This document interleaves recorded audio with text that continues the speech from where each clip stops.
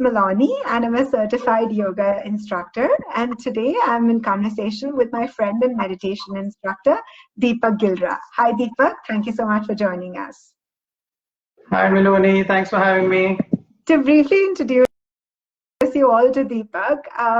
He's a dynamic personality. He has a full-time corporate job and managing a large team of people, a proud dad of beautiful twin girls, and with everything that he manages, he still manages to teach large crowds of people, of course, online, meditation and breath workshops. So thank you again, Deepak, for your time. And, you know, this is the time of the hour needed topic to talk about, given that we're all in this current situation of the pandemic. So I've personally been meditating for over 12 years, and I've seen immense benefit from this practice. And a lot of times when I recommend this to my friends, families, to my yoga students, we get a lot of questions about what exactly is meditation, and right, more about how they can meditate and how they can use the benefits of the meditation to still their mind, to get more focus, more clarity in life.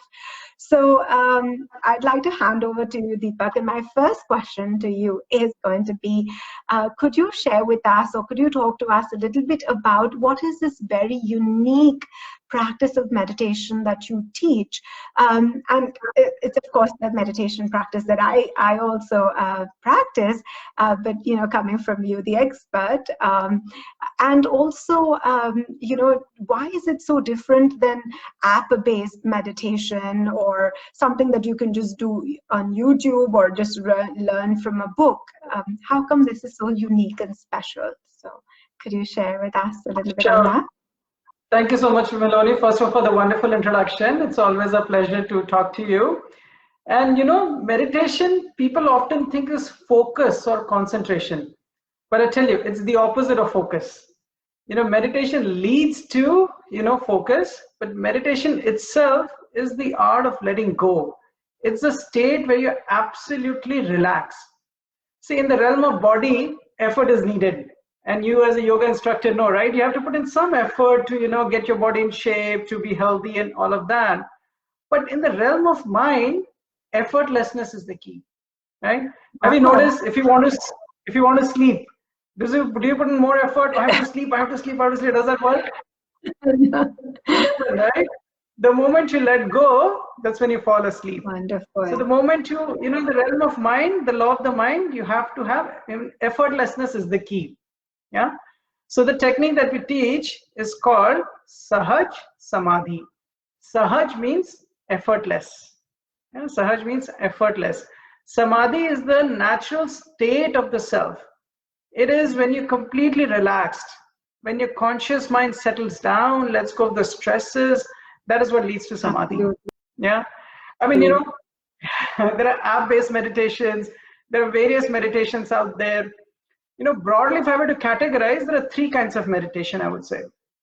The first kind of meditation is the focus and concentration, which is, you know, where the mindfulness comes into picture, or where, you know, you're looking at a candle. I'm sure you must have heard of those meditations, right? You know, looking at a candle, you know, staring at something, at a wall. You know, monks do it. You know, who have a lot of time, they do it. And it takes a long time to master it also. Mm-hmm. And then there is, you know, the app-based meditation, like you mentioned, where, you know, you're closing your eyes and you're imagining a beautiful stream and a natural, you know, a fountain, flowers, butterflies. But then you open your eyes and neither there is the butterfly, neither there is the stream. You have to get to your job, get to your work. Absolutely. So these meditations, they relax you. They absolutely relax you, but they don't bring about the transformation within you. And that is where the third kind of meditation category comes, which is the effortless meditation. And that is where the Sahaj Samadhi falls into, where you're effortlessly able to transcend your conscious mind, effortlessly able to go deep within and bring about a transformation within at an unconscious, subconscious, you know, cleansing all of those layers. So that is why the practice of meditation is much more powerful. And it's something I say that, you know, app-based, you know, can get you so far, can get you relaxed. Those are great. But if you're really looking for transformation in life, then you have to take a little bit step forward. Wonderful. That is fantastic, Deepak. I agree with you.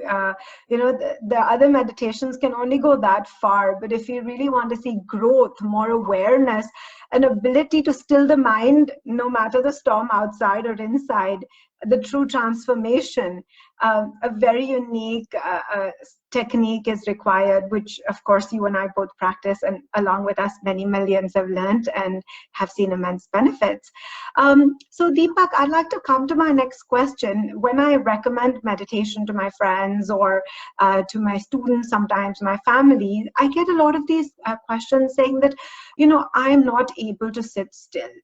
I think I'm falling asleep, or a lot of thoughts are coming. I'm not able to still the mind.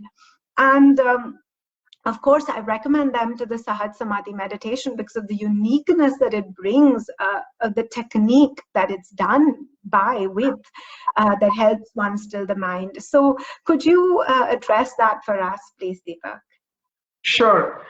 I mean, I tell you, as long as there is mind, there's going to be thoughts. It is like if you have an ocean and you say there should not be any waves, that's not possible, right? As long as there is mind, there is going to be thoughts. But there are many people who are not able to meditate. It is because, the ability to go deep within, they just lost the key. Meditation, I tell you, is as natural as, the other states of our consciousness, which is the waking state, the sleeping state, the dreaming state, and the meditative state. It's as natural. But if you're not able to, sleep, what do we call it? Insomnia, yes. Right? But if you're not able to meditate, what do we call it? Normal. Right? I tell you, meditation is as natural as the other states. Yeah.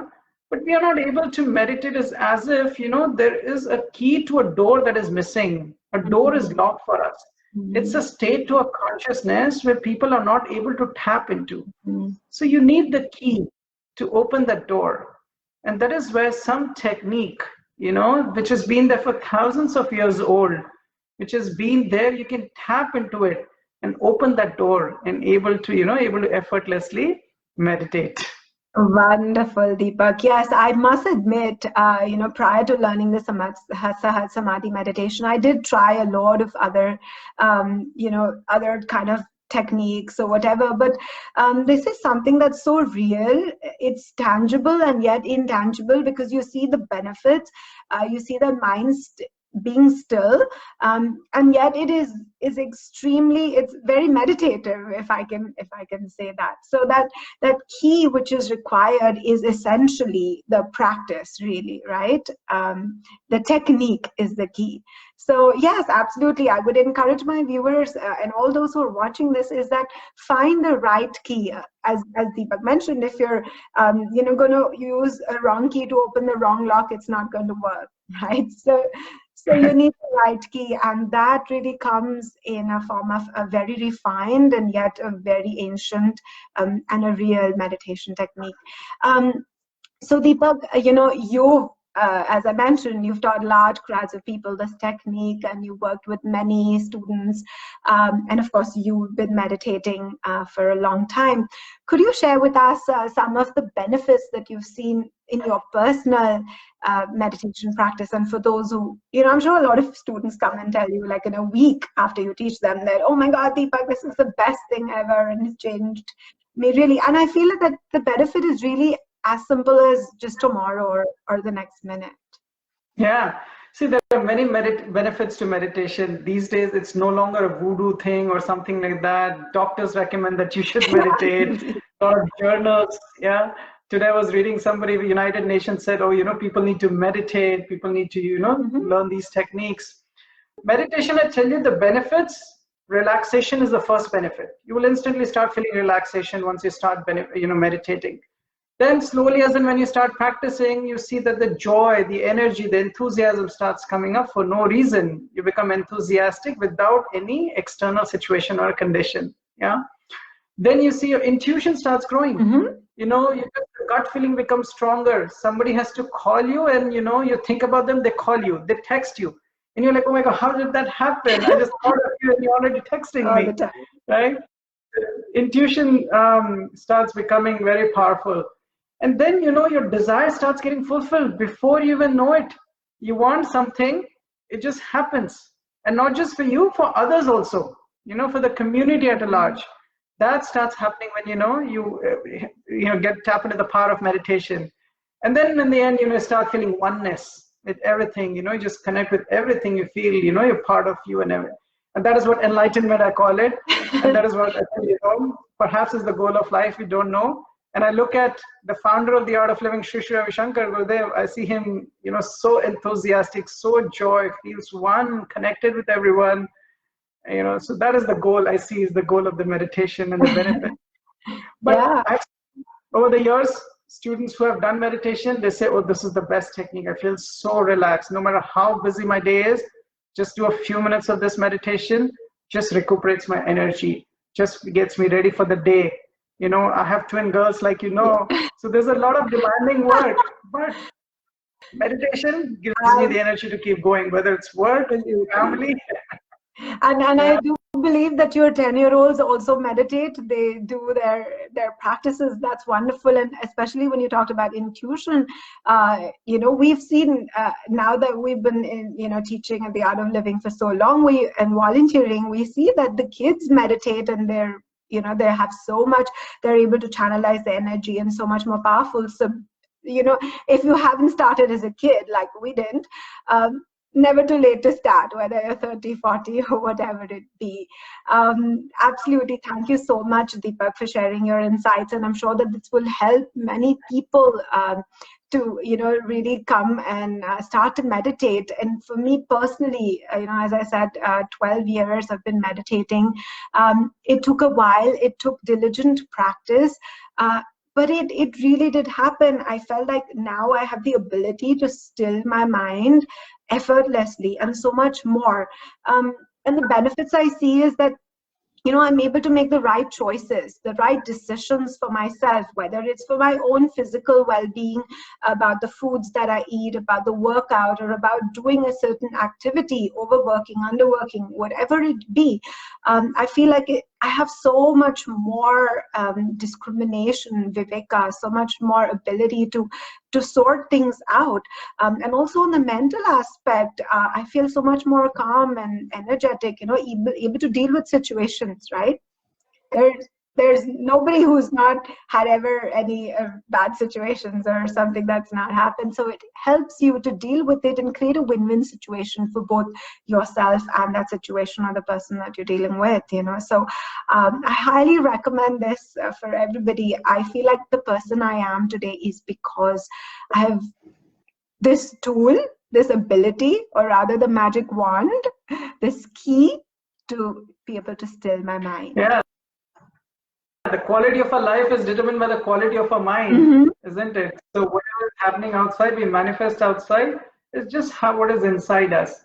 If we can calm our mind, if we can relax it, then that is what we manifest outside. Wow. So that's the key, guys. I love what Deepak said, is that a calm mind, a lot goes from being able to calm the mind. So thanks all viewers for watching. And what we'll do is I will also tag Deepak on this Facebook Live, and you can all reach him. He's a great instructor. He's been teaching many people for very long years, many years, and invite you all to come and practice and learn the Sahaj Samadhi meditation technique, because it's never too late and it's always the right time to start, right now. Thank you so much. Thank you, Deepak. Thank you so much for having me. Wonderful talking to you. Namaste.